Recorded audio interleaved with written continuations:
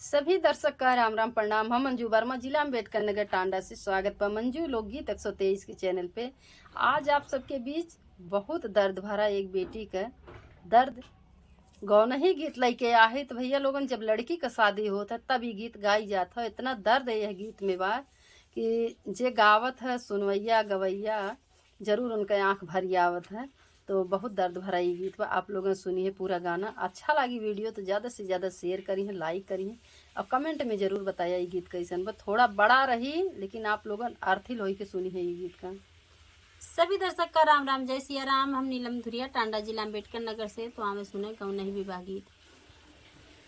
लाल ही ठोड़े के सुगनावा पिजड़ावा न छोड़े, पिजड़ावा न छोड़े। आरे कोखिया के जनमल बिटियावा तो कोरावा न छोड़े। आरे कोखिया के जनमल बिटियावा तो कोरावा न छोड़े। माई जे बेटी का छिपाव जैसे घीव गागर, जैसे घीव गागर। आरे बाबा जे बेटी का निकार जैसे जल मारी। आरे बाबा जे बेटी का निकार जैसे जल मारी। लाल ही घोड़े के सुगनावा पिजड़ावा न छोड़े, पिजड़ावा न छोड़े। आरे कोखिया के जनमी बिटियावा तो कोरावा न छोड़े। आरे कोखिया के जनमी बिटियावा तो कोरावा न छोड़े। कीर्तना जे देखाई बेटी तो तंबू तारे रोवे, तो तंबू तारे रोवे।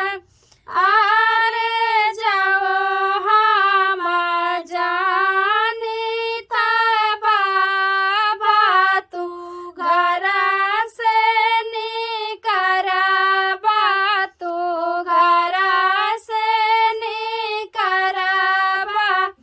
बाबा होई जाई त सिरा के पगड़िया तो सिरावा पे सोहित।